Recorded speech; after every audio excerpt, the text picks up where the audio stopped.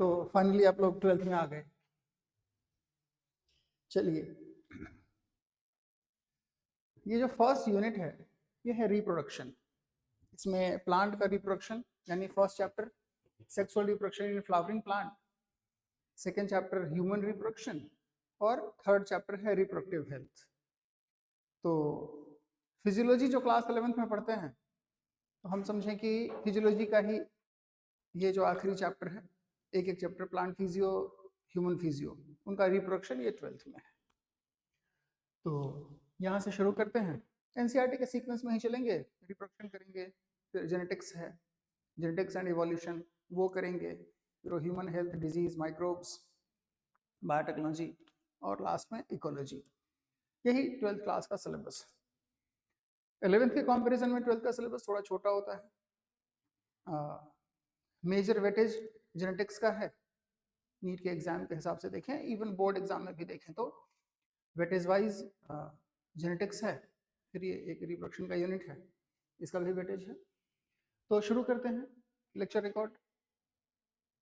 ये 3 चैप्टर हैं इस यूनिट में।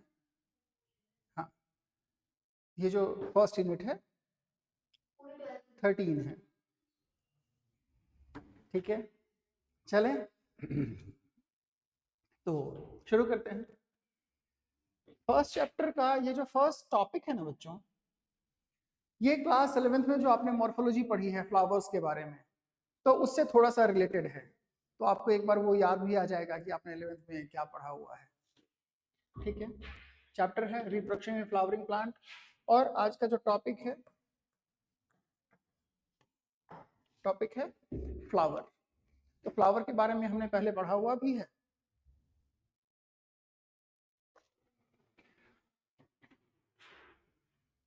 ये है sexual reproduction in flowering plant. अब सेक्सुअल रिप्रोडक्शन मतलब क्या? सेक्सुअल रिप्रोडक्शन वो है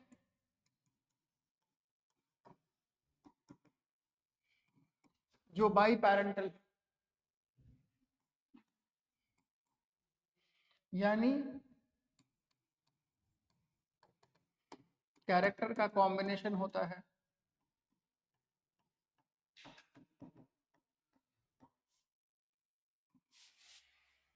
मेल फीमेल पेरेंट के 50% कैरेक्टर आते हैं और प्रोजेनी को नए कॉम्बिनेशन ऑफ कैरेक्टर देते हैं। फ्लावरिंग प्लांट हम एंजियोस्पर्म को बोलते हैं, आपने पढ़ा हुआ है।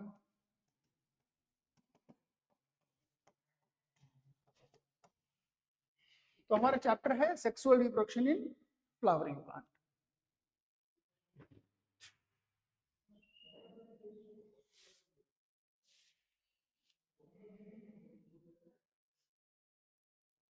बढ़े।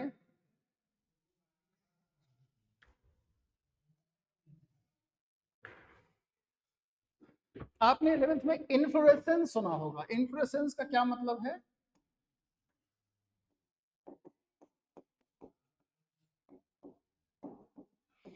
इन्फ्लोरेसेंस है arrangement of flowers on floral axis, main axis, है ना। ये इन्फ्लोरेसेंस मतलब, इन्फ्लोरेसेंस क्या है? ग्रुप ऑफ फ्लावर्स, है ना। इन्फ्लोरेसेंस क्या है? Group of flowers. फ्लावर का एक स्पेसिफिक अरेंजमेंट है। इन्फ्लोरेसेंस का फायदा क्या है कि जब फ्लावर्स ग्रुप में हैं तो वो ज्यादा कंस्पिक्यूअस होते हैं, ज्यादा अट्रैक्टिव होते हैं, तो पॉलिनेटर्स को अट्रैक्ट करना इनके लिए इजी हो जाता है, ठीक है। तो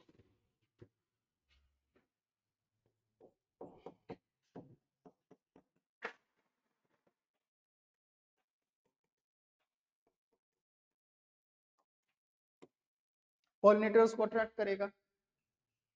ये फ्लावर कौन सा है, ध्यान में है क्या? देखा है ये फ्लावर? अच्छा, डालिया है, ठीक है। आपने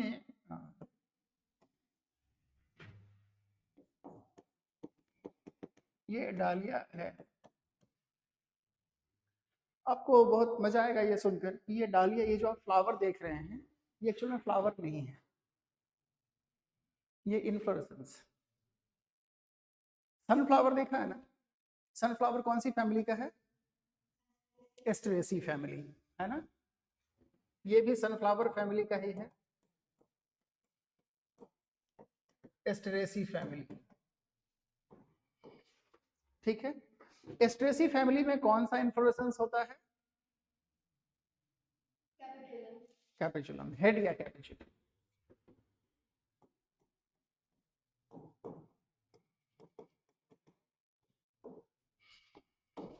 तो क्योंकि सनफ्लावर का जो एक फ्लावर आप देखते हैं वो बेसिकली फ्लावर नहीं, आपको पता है रे फ्लोरेट हैं, फिर डिस्क फ्लोरेट हैं, है ना, यही है।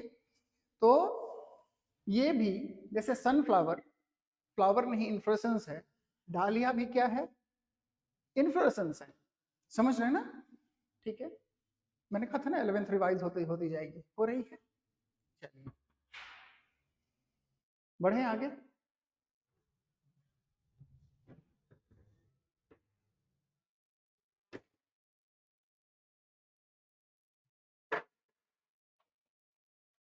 देखो एक प्राइमोर्डिया है, प्राइमोर्डिया का मतलब क्या है?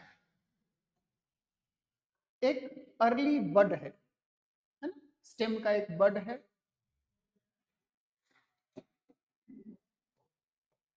एक अर्ली बड है,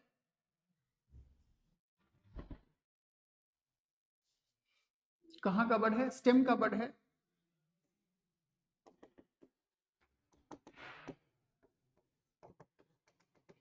ना, which is modified to form अ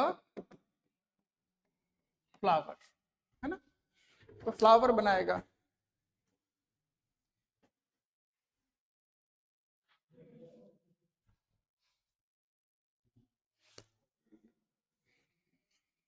अब देखो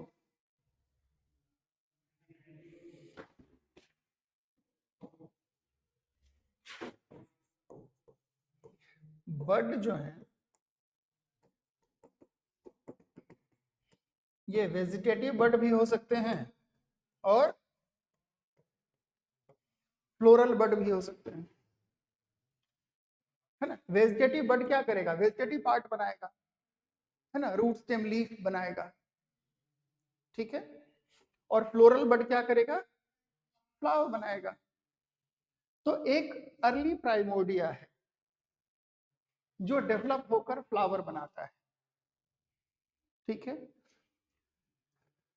एक प्राइमोर्डिया, एक फ्लोरल बड फ्लावर बनाएगा, उसके लिए कुछ कंडीशन है, कुछ एक्सटर्नल फैक्टर है ना, जैसे फोटो पीरियड है, और कुछ इंटरनल फैक्टर्स हैं, ग्रोथ हार्मोन है ना, फ्लावरिंग हार्मोन है, ठीक है। तो ये एक फ्लोरल प्राइमोर्डिया या एक फ्लोरल बड फ्लावर में कन्वर्ट होता है, इसमें कुछ एक्सटर्नल और कुछ इंटरनल फैक्टर्स इन्वॉल्व हैं, ठीक है ना।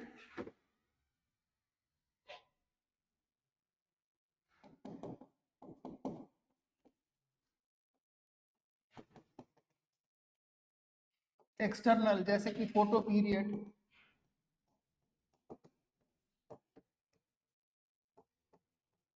और कुछ seasonal variation,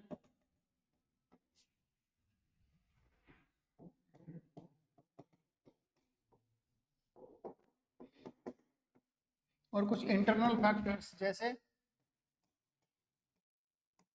enzymes and hormones, यही फ्लावर को स्टिमुलेट करेंगे, फ्लावरिंग को स्टिमुलेट करेंगे, ठीक है, समझ में आ रहा है। फोटो पीरियड है और सीजनल वेरिएशन।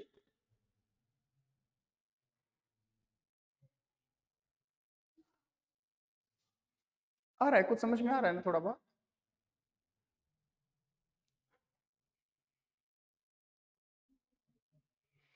चलें,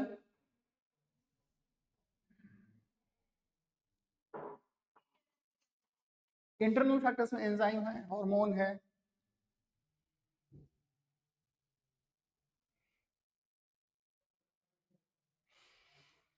मैं ज्यादा गंदा लिख रहा हूँ क्या?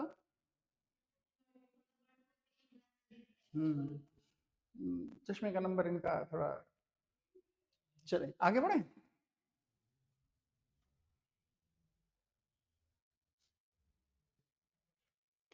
अब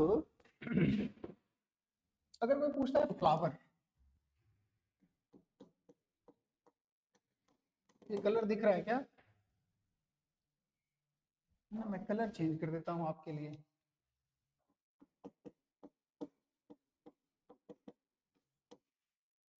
फ्लावर कैसे डिफाइन करेंगे, क्या है फ्लावर? मॉडिफाइड शूट है ना? फ्लावर क्या है?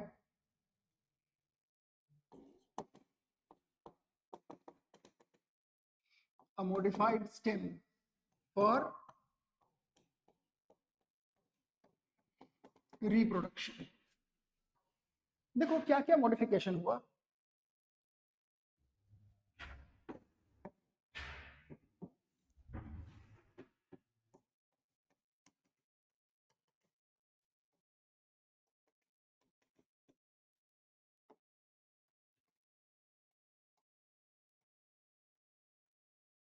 है ना, शॉर्टनिंग ऑफ इंटरनोड्स, इंटरनोड छोटे हो गए, एंड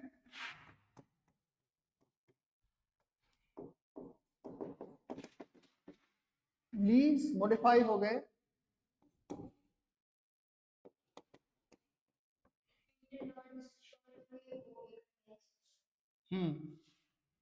ठीक है, मतलब एक्चुअली नोड छोटे हो गए, है ना, तो इंटरनोड के बीच डिस्टेंस कम हो गया, है ना।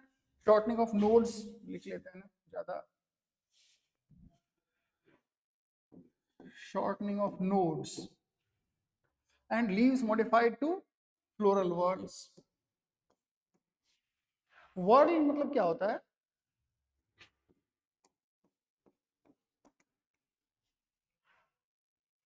कोई भी चीज जब साइक्लिक फैशन में अरेंज है तो हम उसको whorl कहेंगे, ठीक है ना।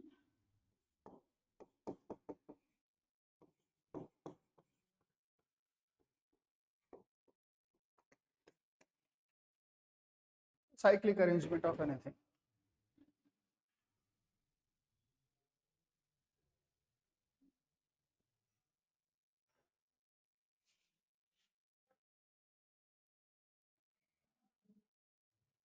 बढ़े,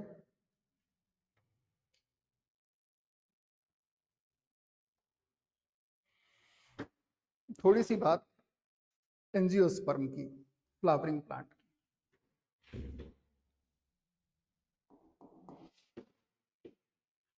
टोटल प्लांट स्पीशीज कितने हैं अर्थ पर?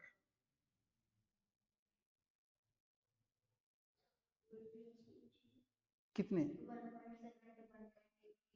तो सारे लिविंग ऑर्गेनिज्म है 1.8 मिलियन, 0.6 मिलियन, 0.6 मिलियन का मतलब हो गया करीब 6 लाख, जिनमें से 50% अकेले एंजियोस्पर्म है।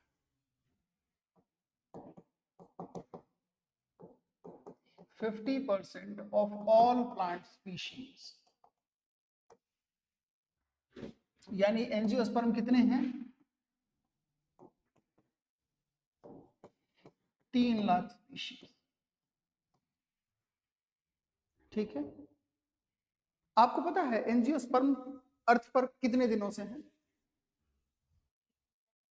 आपने डायनासोर वाली फिल्में देखी है क्या, जुरासिक पार्क और ऐसी ऐसी? डायनासोर वाली फिल्मों में फ्लावरिंग प्लांट नहीं दिखेंगे, फ्लावर नहीं दिखेंगे, क्योंकि डायनासोर जिस एज में अर्थ पर थे उस समय अर्थ पर फ्लावरिंग प्लांट नहीं थे। डायनासोर कब थे? पीक टाइम डायनासोर का कब है? 140 से 120 मिलियन साल पहले। उस समय अर्थ पर एंजियोस्पर्म नहीं थे, इसलिए डायनासोर वाली फिल्मों में आप देखेंगे कि बड़े बड़े पाइन ट्री, साइकस की झाड़ियां, ये सब आपको दिखेंगे, है ना। मतलब डायनासोर के बाद ये इवॉल्व हुए। सबसे प्रिमिटिव जो एंजियोस्पर्म है ना, वो भी डायनासोर के टाइम के बाद का है, यानी मैक्सिमम टाइम लेते हैं हम कि एंजियोस्पर्म कब इवॉल्व हुए। Evolve with in 120 million years.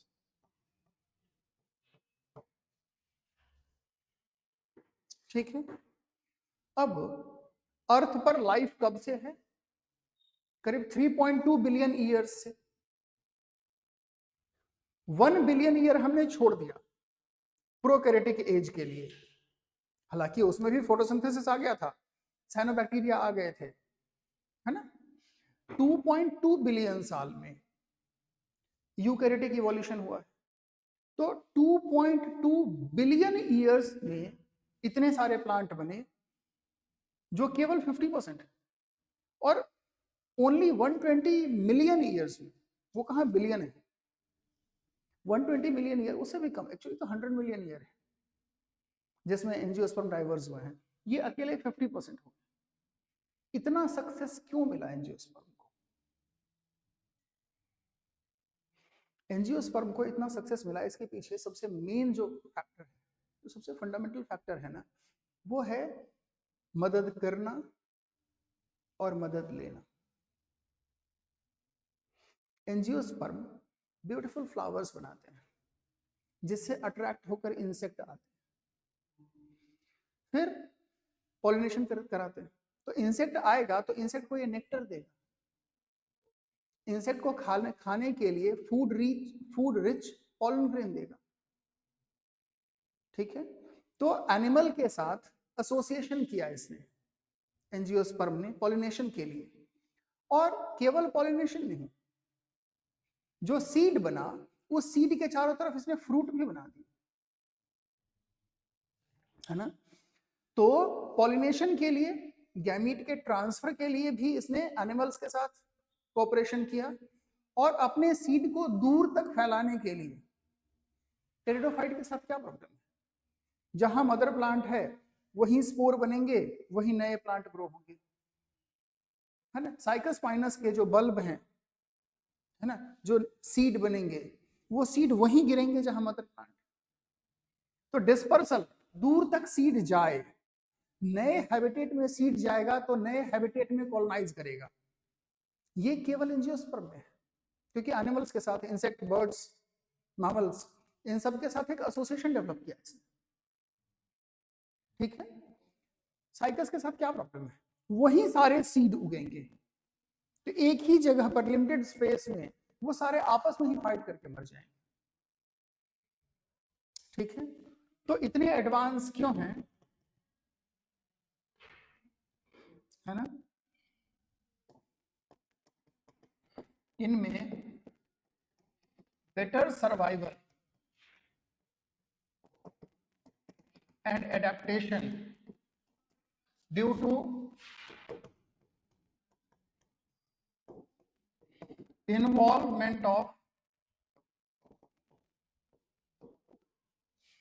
है ना, due to involvement of animals.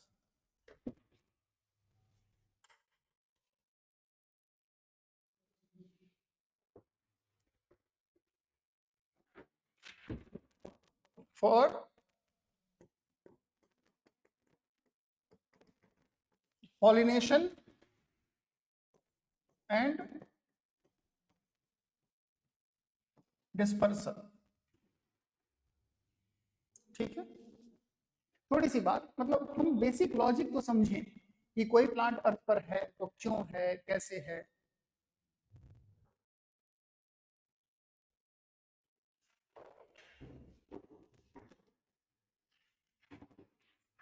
चलें,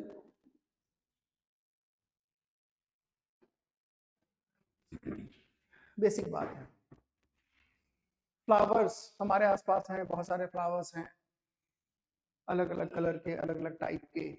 इन फ्लावर्स का हमारे साथ एसोसिएशन है, हमारी लाइफ में बहुत सारा यूज है, एस्थेटिक यूज है फ्लावर का। एस्थेटिक यानी हाँ, जो देखने में अच्छा लगे, सुंदर लगे, ठीक है।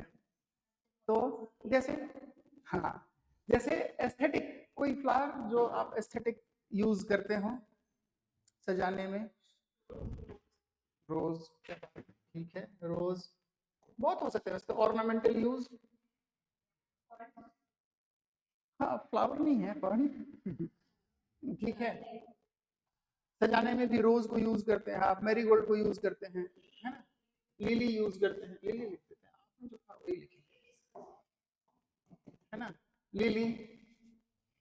और हिबिस्कस, सोशल यूज भी है हिबिस्कस का, है ना। रिलीजियस, लोटस रिलीजियस है, हाँ गेंदा लिख दिया।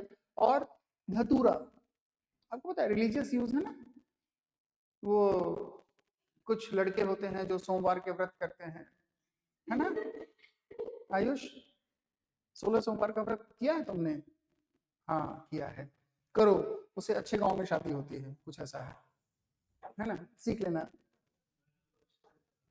कब से करते आ रहे हो, सही है, ठीक है। लोटस है, धतूरा है ना। कल्चरल है, कुछ चीजें हैं जो कल्चर में ट्रेडिशन में चली आ रही है। आप साउथ में जाएंगे ना तो वहां पर जो लेडीज हैं वो अपने बालों में वो जैस्मीन के फ्लावर्स का एक, हाँ यस समथिंग ऐसा ही कुछ तो भी है ना, कल्चरल यूज है।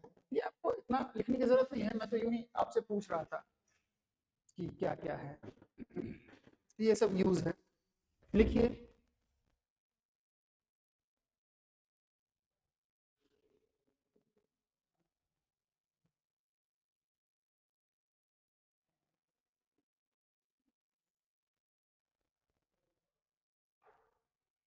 चलें,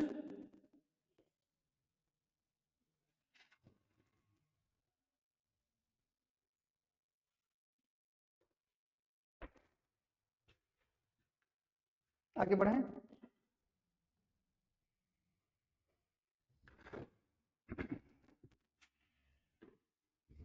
क्या है कि 25% of angiosperms belong to 3 family, 3 family है बस जिनमें करीब 25% प्लांट है। कौन कौन सी 3 फैमिली हो सकती है? सोलनेसी, अच्छा, और लिलिएसी, और क्रूसीफेरी, ब्रेसिकेसी, हाँ जो हमें पता है वही, फेबेसी, है ना, पेपिलियोनेसी, फेबेसी, ठीक है। चलो, अब क्या होता है मालवेसी, अब तुम जितने फैमिली जानते हो उतने तुम बोल लो कि कहीं ना कहीं तो लग ही जाएगा, उसका एक लग भी गया, सही, ठीक है। चलो, 2 मैं बताता हूँ, तीसरा तो उसने बोल ही दिया, ठीक है। देखो, सबसे बड़ी फैमिली है एस्टेरेसी, क्लास के शुरू में ही आपको मैंने हिंट दे दिया था, है ना। एस्टेरेसी कैसी है, मोनोकॉट की फैमिली है, डाइकॉट की फैमिली है? मोनोकॉट है, डाइकॉट है, देखो अब 2 ही तो था, मोनोकॉट इसने बोल दिया जो गलत हो गया। चलिए, एस्टेरेसी, ठीक है। Sunflower family,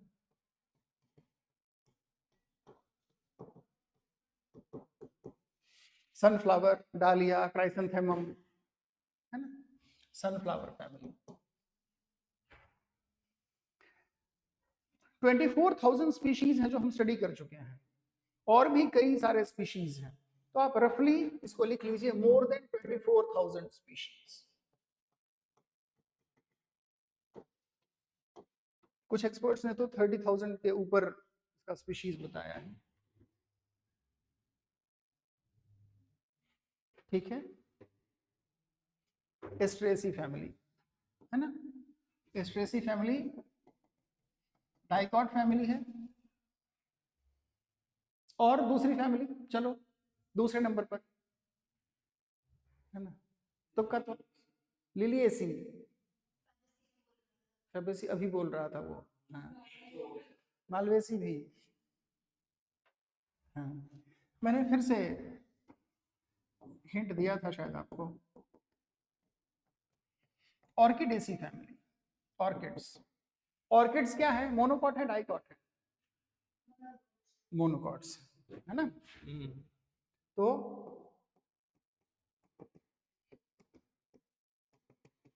orchid family, monocots हैं, इनके भी मोर देन 22,000 स्पीशीज हैं,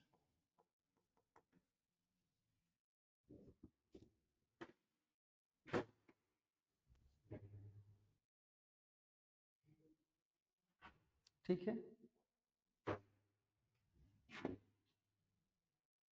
और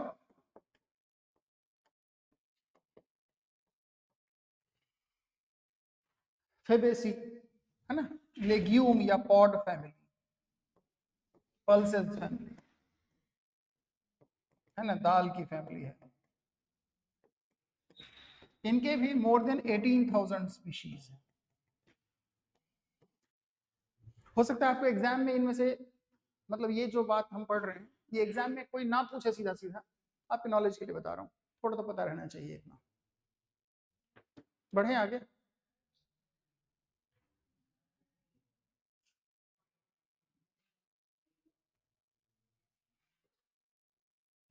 वैसे ये पेज एग्जाम में ना आए तो आप चाहें तो इसको छोड़ सकते हैं, है ना। आजकल बच्चे एकदम स्पेसिफिक हो गए ना कि सिर्फ वही बताओ जो एकदम से आ जाए। चलिए बढ़े। ठीक है, बस ये फैमिली याद दिलाने के लिए। कौन सी फैमिली है ये? एस्टेरेसी या कॉम्पोजिटी फैमिली। ठीक है, चलें आगे। ऑर्किडेसी फैमिली है, ऑर्किड्स है, ये तो आप जानते ही हैं, है ना। ये लिली है। हे भगवान, मतलब जितने भी व्हाइट हैं सारे लिली हैं। ठीक है, ये दाल फैमिली है। देखो ना, वेक्सिलरी वेक्सिलरी एस्टिवेशन है ना इसमें। ठीक है, यानी ये फेबेसी। चलें आगे बढ़ें। ठीक है, चलिए अब फ्लोरल पार्ट्स, फ्लावर के पार्ट्स की बात करते हैं। क्या क्या होते हैं फ्लावर में, क्या क्या पार्ट होते हैं? कैलिक्स, कोरोला, एंड्रोशियम, गाइनिशियम, सब बचपन से पढ़ते हैं यहाँ। यानी देखो,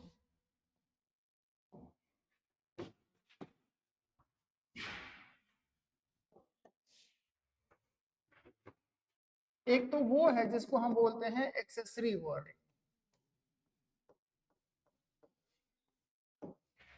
मतलब ये एक्सेसरी है, ये क्या करेंगे?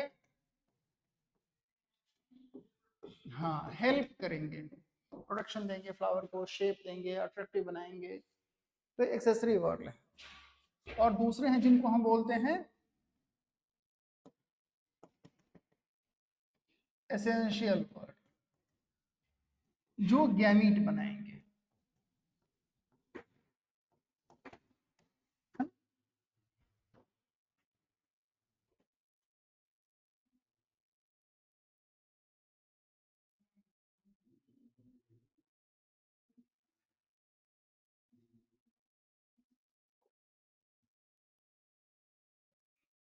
कोई परेशानी नहीं।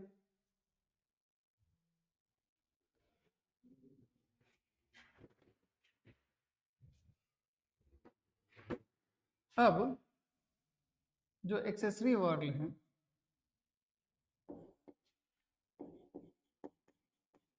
में कैलिक्स है और दूसरा है कोरोला।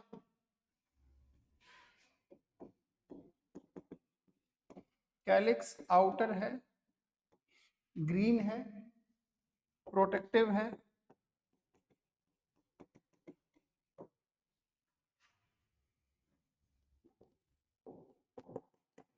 कैलिक्स के यूनिट को क्या बोलेंगे? Sepal.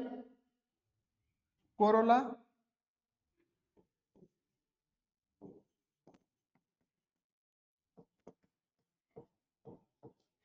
Makes flower attractive, generally non green होते हैं।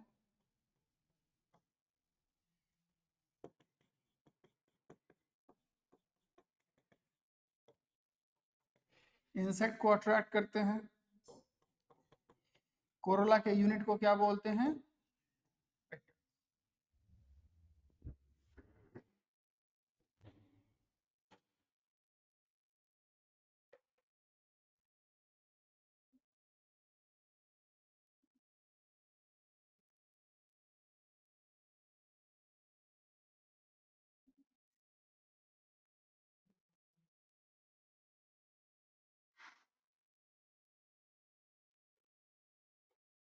चलें,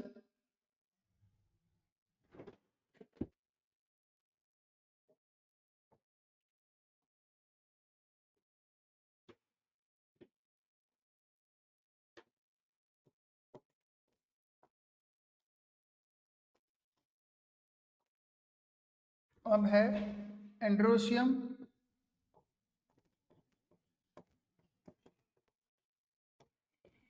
एंड गाइनेशियम।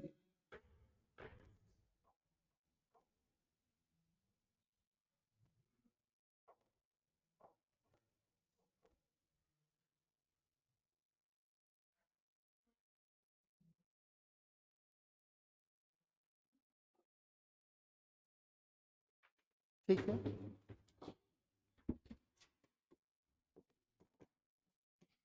एंड्रोशियम को हम बोलेंगे male reproductive organ,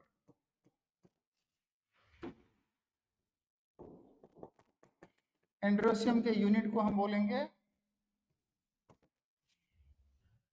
stamen.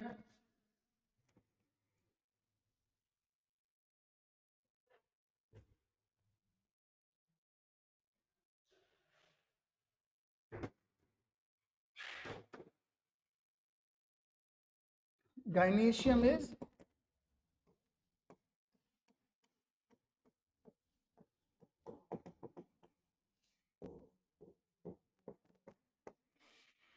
female reproductive organ,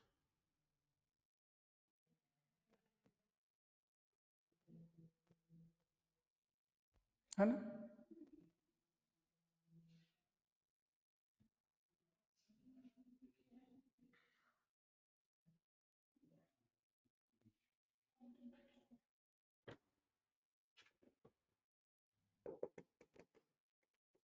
gynoecium के यूनिट को हम क्या बोलेंगे, कार्पेल या पिस्टिल। ये वो बात है जो आप बचपन से पढ़ते आ रहे हैं, है ना। पता नहीं आपने 6th में पढ़ी या 7th में पढ़ी, ये तो आपको पता है।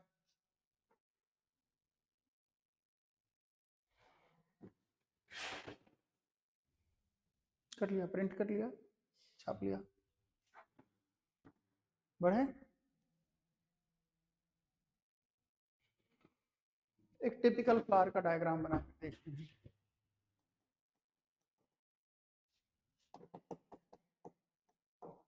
ये जो बोलते हैं ना टिपिकल फ्लावर, इसका क्या मतलब है? हाँ, एक ऐसा जनरल स्ट्रक्चर जिसमें सारे पार्ट शो कर रहे हैं, एक टिपिकल फ्लावर है। देखिए,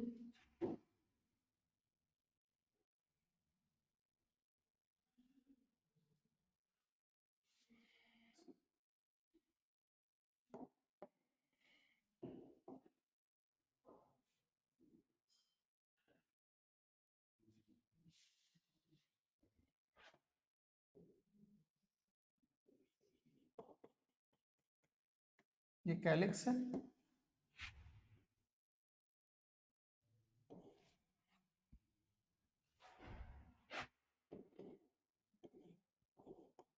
ये कोरोला है,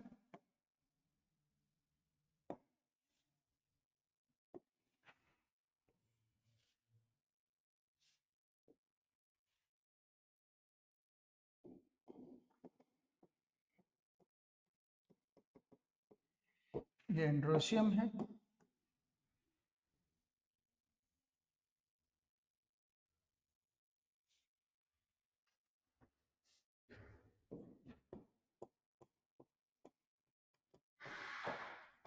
ये गाइनीशियम।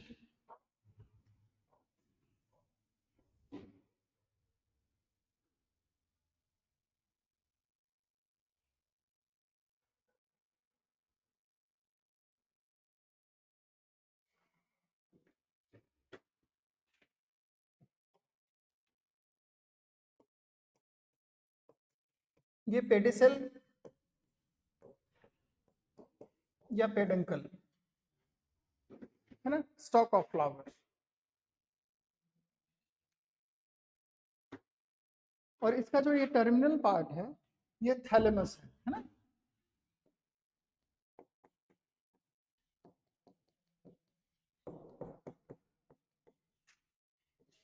इसको हम थैलेमस या टोरस बोलते हैं।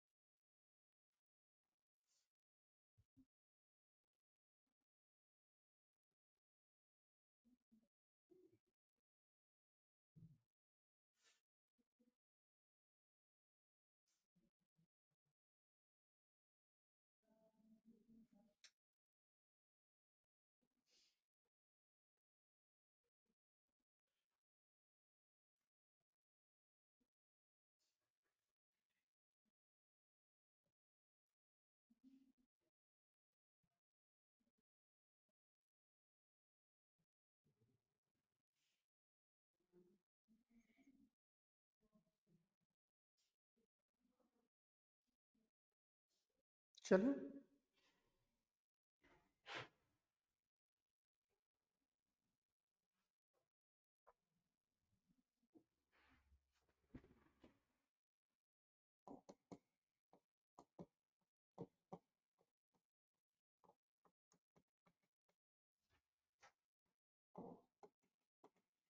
अब ये स्टैमिन है, इसको क्या बोल सकते हैं?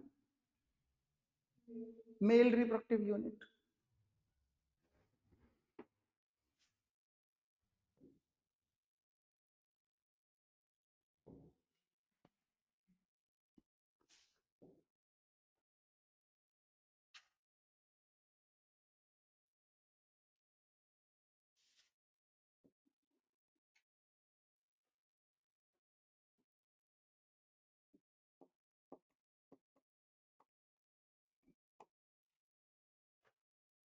एंथर जो है ये इसका डिस्टल पार्ट,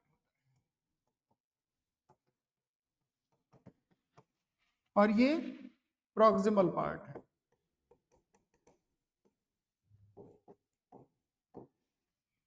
ये प्रॉक्सिमल एंड है, यही थैलेमस से अटैच्ड है।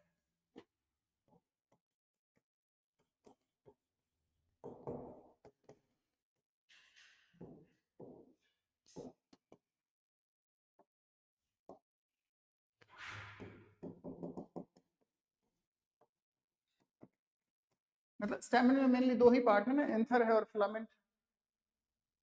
ठीक है, ये तो बस ध्यान रखने के लिए कि ये प्रॉक्सिमल एंड है, बुक ने एक स्टेटमेंट लिखा हुआ है तो वो आपको ध्यान रहेगी, एंथर डिस्टल एंड पर है। एक स्टेराइल टिश्यू है एंथर के अंदर जो फिलामेंट अंदर जाने तक कनेक्टेड है, तो ये जो पॉइंट है ना ये अंदर, ये कनेक्टिव कहलाता है।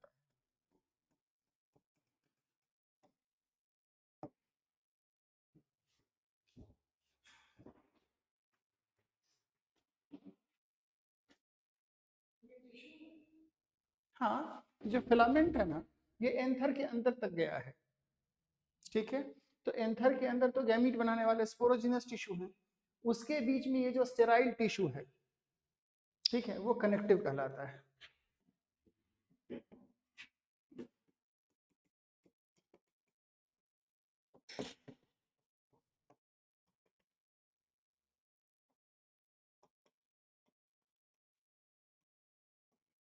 मतलब ये फिलामेंट अंदर तक एसेंड हुआ है,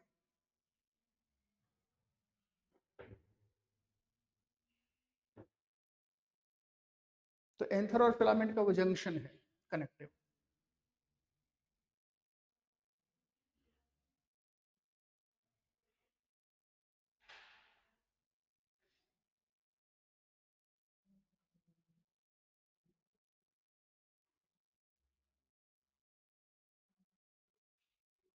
चले, अब देखो ये बस डाइवर्सिटी है कि नेचर में अलग अलग फ्लावर है, अलग अलग शेप एंड साइज के, तो अलग अलग तरह के एंथर है। फिलामेंट का एंथर से अटैचमेंट भी बहुत अलग अलग तरह का है। ठीक है, ये तो बस इस बात को दिखाने के लिए है कि नेचर में इतनी सारी डाइवर्सिटी है। ठीक है ना, मतलब इसको हम बता सकते हैं कि ये बस है कि फ्लावर में कितनी डाइवर्सिटी है, कितनी वेराइटी है ना। टेक्स्ट बुक ने लिखा है कि अलग अलग 10 डिफरेंट टाइप्स के एंथर, मतलब स्टैमिन कलेक्ट करके देखो, तो हमने कलेक्ट करके देखा। ठीक है, मतलब स्टैमिन आपने पढ़ा होगा 11th क्लास में, स्टैमिन का आपस में अरेंजमेंट है ना, कोहेशन एडहेशन ये सब, सारे स्टैमिन एक साथ हैं, मोनोएडल्फस बोलते हैं, दो ग्रुप में है डाइएडल्फस बोलते हैं। लेग्यूम्स में दो ग्रुप में है, 9+1 है, डाइएडल्फस बोलते हैं। यहाँ जैसे हिबिस्कस में सारे फ्यूज हो गए, मोनोएडल्फस बोलते हैं, ध्यान रखना है। बढ़े, यही एंथर का स्ट्रक्चर है। ऐसे ट्रांसफर सेक्शन कट करके देखा है कि जो जनरली एंथर है ना,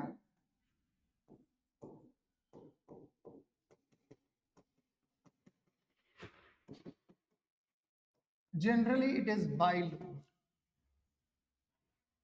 ठीक है।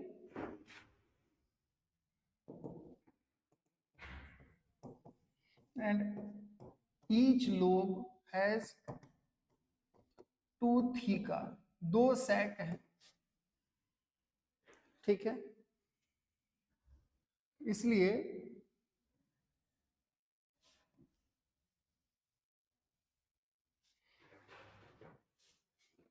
है ना, 2 लोब हैं ऐसे,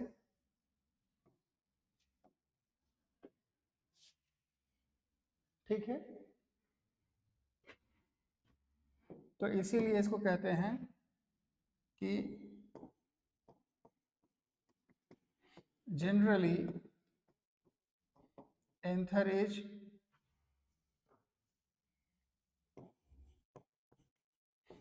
बाइलोब, यानी डाइथिकस एंड टेट्रास्पोरेंजिएट।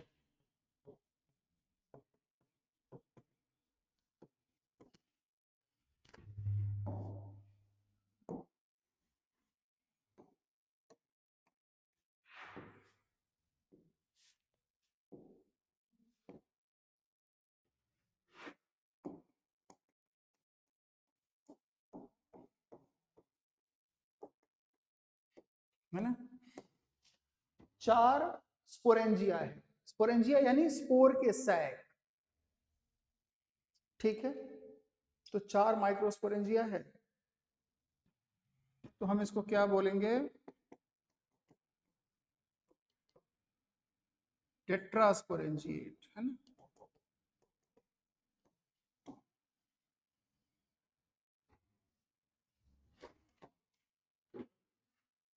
देखो जो इसके बीच में वो कनेक्टिव दिखता है,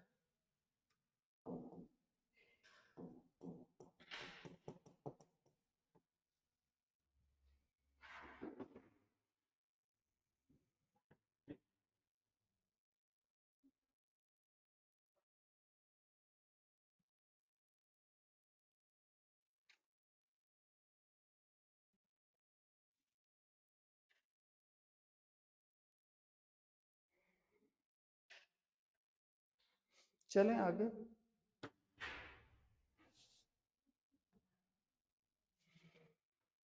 है ना, तो टेट्रागोनल, तो 4 स्पोरेंजिया के कारण टेट्रागोनल दिखता है, ठीक है। अब वो माइक्रोस्पोरेंजिया है ना, माइक्रोस्पोरेंजिया डेवलप करेगा किसमें, पॉलन सैक में, ठीक है ना। Microsporangia contains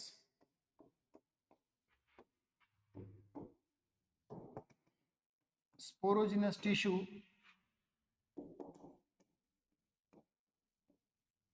in young stage,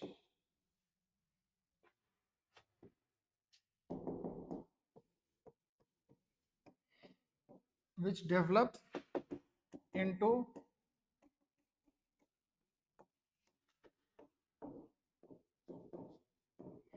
microspore mother cell। जो यंग स्पोरोजिनस टिश्यू है वो थोड़े से डेवलप होंगे, फूड एक्यूमुलेट करेंगे और तब कहलाएंगे microspore mother cell. In fact microspore mother cell भी तो स्पोरोजिनस टिश्यू ही है, तो बस हमने अर्ली और मैच्योर ऐसा कर लिया,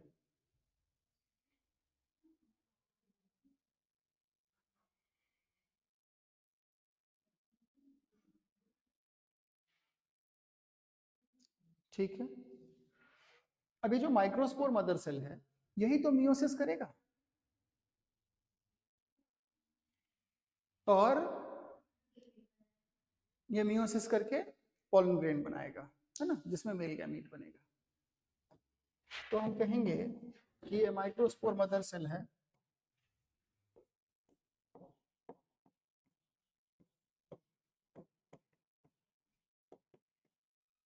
undergo meiosis to form pollen grain।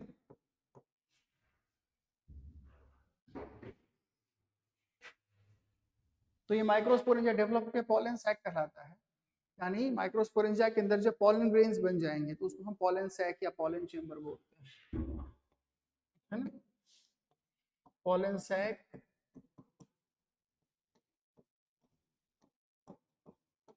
या पॉलन चेंबर।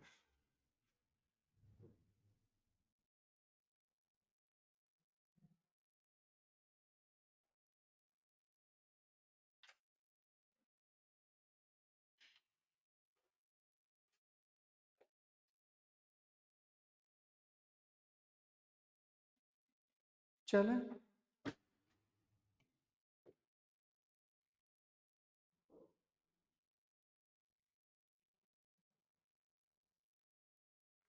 अब देखो हमने कहा कि जनरली एंथर जो है वो टेट्रागोनल है, टेट्रास्पोरेंजिएट, पर सभी फैमिलीज में नहीं, कुछ एक्सेप्शंस हैं, बहुत लिमिटेड है।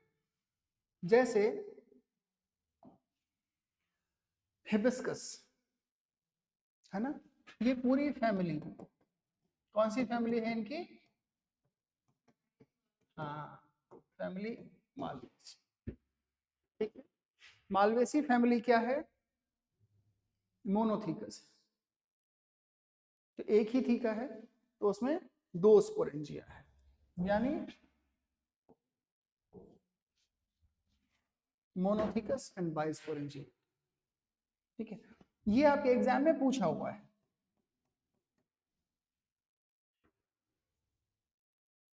अब है नेचर में एक फ्लावर है जो मोनोस्पोरेंजिएट है, वो पूछा नहीं है, पूछने का चांस भी नहीं है, बस आपकी जानकारी के लिए बता देता हूं।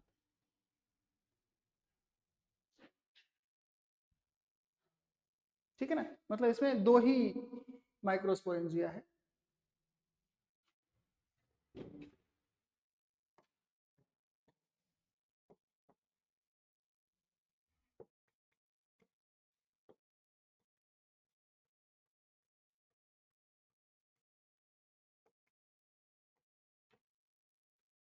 दो माइक्रोस्पोरेंजिया है।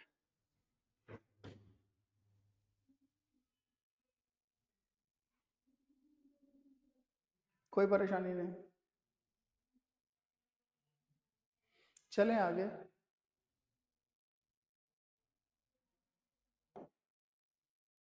ये है आर्सिथोबियम, पूछेगा नहीं, आप चाहे तो छोड़ सकते हैं इसको।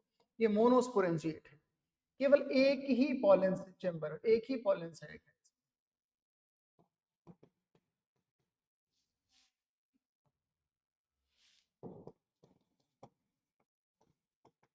बस इंफॉर्मेशन के लिए, लिखना है तो लिख सकते हैं, छोड़ सकते हैं। हाँ, मतलब क्योंकि बाहर वॉल तो है ही, है ना, एंथर की वॉल है, तो इसलिए मोनोस्पोरेंजिएट, इसलिए थीका बोलते नहीं, है ना, एक ही स्पोरेंजिया है आर्सिथोबियम में। चलो बस ये छोटा सा टॉपिक है फ्लावर, ये टॉपिक हो गया। इसके दो तीन छोटे छोटे क्वेश्चन देखते हैं क्या क्या है ना। ये आपने 11th में पढ़ा है, आर्सिथोबियम है, फ्लावर का नाम है, प्लांट का नाम है।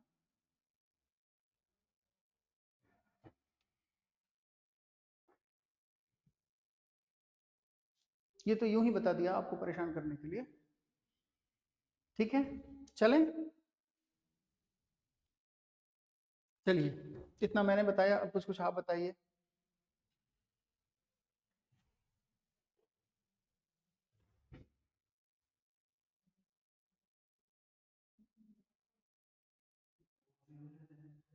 The two parts in an angiosperm flower, in which the two most important unit of sexual reproduction। Most important का क्या मतलब है? जो गैमीट बनाए, कौन गैमीट बनाता है? अच्छा, अच्छा, पक्का, हाँ, लॉक कर दें। अच्छा, अरे वाह, अच्छा किया आपने बताया मुझे, हाँ ठीक भी है, क्या बात है। ठीक है, चलिए अगला मैडम को बताने दीजिए।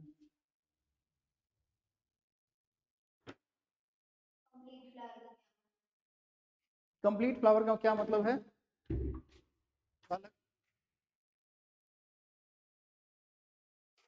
कंप्लीट फ्लावर का मतलब है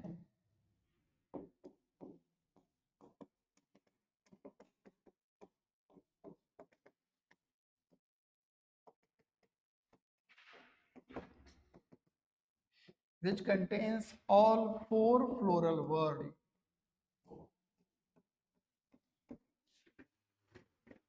ठीक है,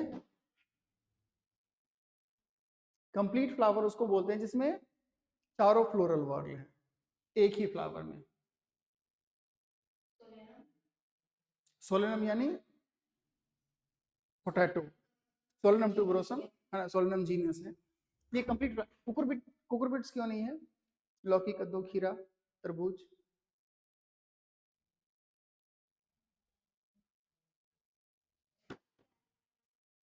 गैमीट एब्सेंट होते हैं, कैलिक्स एब्सेंट होता है। कुछ भी 11वीं पढ़ी नहीं, तुक्का मार दिया। देखो कुकुरबिट्स जो है, कुकुरबिट्स में मेल और फीमेल फ्लावर अलग अलग होते हैं, है ना? तो कुकुरबिट्स क्यों नहीं होंगे?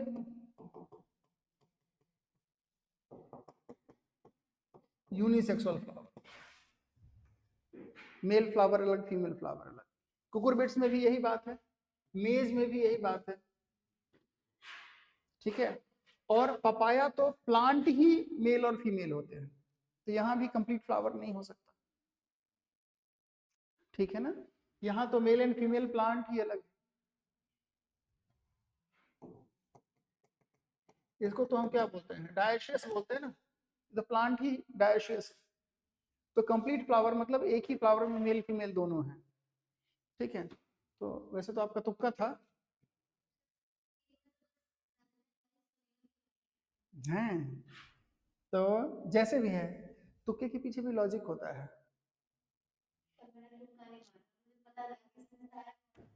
हम्म, चलिए ठीक है, सही है। चलिए बताइए।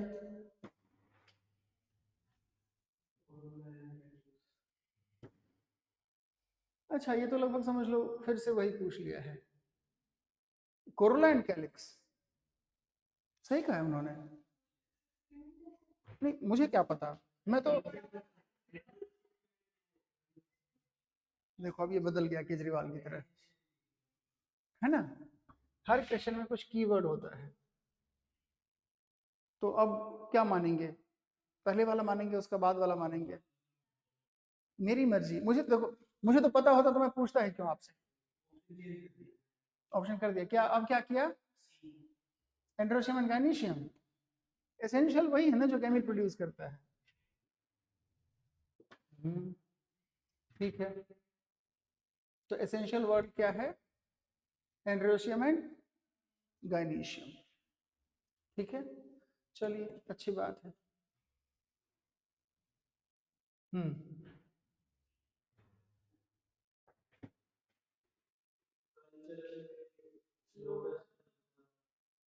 हम्म hmm hmm Name any four flower which are used in social and cultural celebration। हाँ, जैस्मीन आ गया, लोटस है, धतूरा है।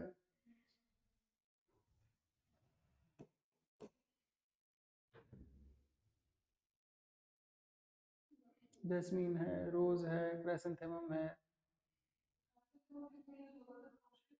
क्या क्या? क्राइसेंथेमम सोशल ही है, कल्चरल बहुत ठीक है, मतलब फंक्शंस में सजा लेते हैं। ठीक है, जैस्मीन है, रोज है, क्राइसेंथेमम है। हाँ, क्राइसेंथेमम सनफ्लावर से छोटा, नहीं एस्ट्रेसी फैमिली का ही है। ठीक है, चार था, कोई एक और बता दो। लो, चल, धतूरा, लोटस, जो भी है ना, रिलीजियस इसमें भी यूज होते हैं, ठीक है। और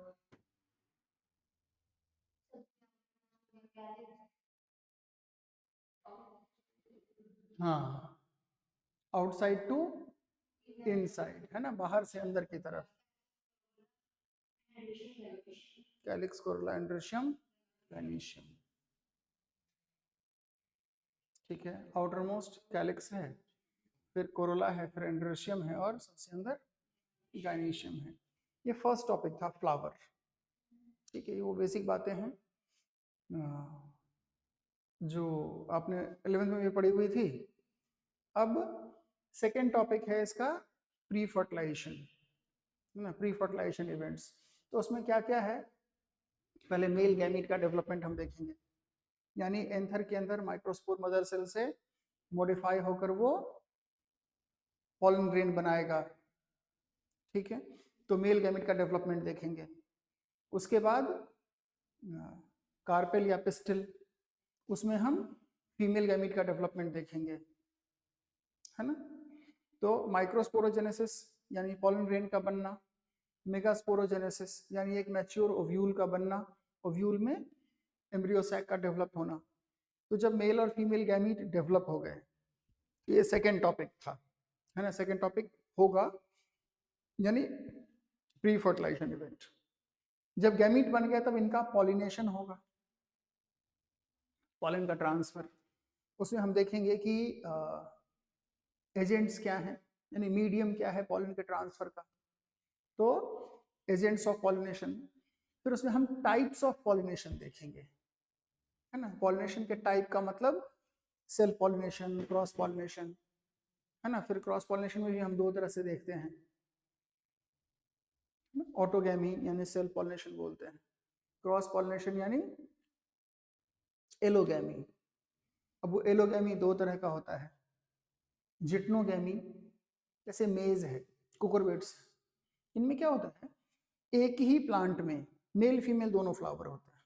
कोकोनट है, एक ही प्लांट में मेल फीमेल दोनों फ्लावर, तो मेल फ्लावर से पॉलन ग्रेन फीमेल फ्लावर तक जाएगा। तो वैसे तो ये क्रॉस पॉलिनेशन हो गया, क्योंकि सेल्फ पॉलिनेशन है, पॉलिनेशन विद इन फ्लावर। तो ऐसे देखते हैं तो ये क्रॉस पॉलिनेशन होगा, लेकिन जेनेटिकली तो वो ऑटोगैमी ही है, सेम प्लांट है, तो इसको हम बोलते हैं जिटनोगैमी, है ना। कि फिजियोलॉजिकली तो हमें लग रहा है कि क्रॉस पॉलिनेशन है, पर जेनेटिकली वो सेल्फ पॉलिनेशन है। फिर ट्रू क्रॉस पॉलिनेशन, दो अलग अलग प्लांट के फ्लावर्स के बीच में गैमीट का ट्रांसफर। तो फिर हम इसकी डिटेल बात करेंगे, अब तो अभी एलिमेंट्री बातें बता रहा हूँ, बेसिक बातें बता रहा हूँ। फिर एजेंट्स की बात करेंगे हम, है ना, वाटर से, विंड से, फिर इंसेक्ट से, है ना। एजेंसी को, एजेंट को इन्वॉल्व किया गया, अभी हमने बात की थी, है ना। देखो, एंजियोस्पर्म दो टाइप के हैं, डाइकॉट एंड मोनोकॉट, ठीक है। एडवांस कौन है डाइकॉट एंड मोनोकॉट में, आपको क्या लगता है कि ज्यादा एडवांस कौन है? डाइकॉट ज्यादा एडवांस है। अच्छा, मोनो मतलब एक है, डाई मतलब दो है, तो मतलब दो वाला ज्यादा एडवांस है। अच्छा, इसलिए वो ज्यादा एडवांस है। मोनोकॉट ज्यादा एडवांस लग रहा है आपको, क्यों लग रहा है? क्योंकि अब कुछ तो अलग बोलना है। देखो, इन जनरल मोनोकॉट 4-5 महीने में अपनी पूरी लाइफ कंप्लीट कर लेते हैं। मोनोकॉट छोटे छोटे प्लांट होते हैं, राइस, व्हीट, मेज, शुगर केन, ठीक है। जो पेरेनियल होते हैं मोनोकॉट, जो कई साल तक ग्रो होते हैं, घास वगैरह, बैम्बू, पेरेनियल प्लांट, वो भी एक ही बार फ्लावर करेंगे, खूब सारे फ्लावर बनाएंगे, लार्ज नंबर में सीड्स बनाएंगे और लाइफ कंप्लीट कर लेंगे। वेजिटेटिव पार्ट हमेशा छोटे होते हैं। अगर आप मोनोकॉट्स को देखेंगे, मोनोकॉट प्लांट में वेजिटेटिव पार्ट बहुत छोटे छोटे हैं, है ना। स्टेम ज्यादा नहीं है, पतले पतले स्टेम है। राइस व्हीट का स्टेम देखो, डाइकॉट देखो, मैंगो ट्री का स्टेम देखो। तो वेजिटेटिव पार्ट छोटे हैं, रिप्रोडक्टिव पार्ट बड़े हैं। अच्छा, वेजिटेटिव पार्ट में भी कॉर्टेक्स नहीं है मोनोकॉट में, पर जाइलम फ्लोएम के बंडल ज्यादा है, वैस्कुलर बंडल मोनोकॉट में ज्यादा है। मतलब मोनोकॉट बहुत इफेक्टिव है। आपको पता है फोटोसिंथेसिस में C3 साइकिल से ज्यादा advance C4 cycle. C4 cycle किन प्लांट्स में ज्यादा है? मोनोकॉट में, है ना। 75% C4 प्लांट जो है वो मोनोकॉट से, मोनोकॉट ज्यादा एडवांस। मोनोकॉट में पॉलिनेशन के लिए इंसेक्ट वगैरह के कंपैरिजन में विंड पर ज्यादा डिपेंड करते हैं। ये बात सही है कि इंसेक्ट ज्यादा इफेक्टिव पॉलिनेशन कराएंगे, पर मोनोकॉट्स कैसा है कि लार्ज नंबर में पॉलिन ग्रेन बनाएंगे और इमीडिएट पॉलिनेशन करके आसपास में जल्दी से सीड बनाना इंश्योर कर लेंगे। मोनोकॉट में एक ही कोटिलेडन क्यों है? देखो कोटिलेडन का काम क्या था? कोटिलेडन का काम क्या था कि एम्ब्रियो जब ग्रो होगा, सीड का जर्मिनेशन होगा, तो उसको न्यूट्रिशन, है ना। तो एक ही कोटिलेडन से मोनोकॉट का वो काम हो जाता है ना। लाइट वेट छोटे छोटे सीड बनाते हैं, वो सीड फटाफट जर्मिनेट हो जाता है, तेजी से फोटोसिंथेसिस करने लग जाता है। मोनोकॉट में दूसरा कोटिलेडन जो है वो रूडिमेंट्री रहता है ना, एपीब्लास्ट बोलते हैं। ठीक है, पढ़ेंगे आगे हम। तो ये सब एलिमेंट्री बातें हैं। ये आज की क्लास इतनी ही, ठीक है। ये PDF आपको मिल जाएगा। हम ऐसे ही हर एक एक टॉपिक करते जाएंगे, हर टॉपिक पर हम एक एक टॉपिक जैसे खत्म होगा तो हम कुछ कुछ क्वेश्चंस भी डिस्कस करते जाएंगे, ठीक है। कल सेम टाइम क्लास 10 to 11:30 है, ठीक है। आज थोड़ा कम रखा है।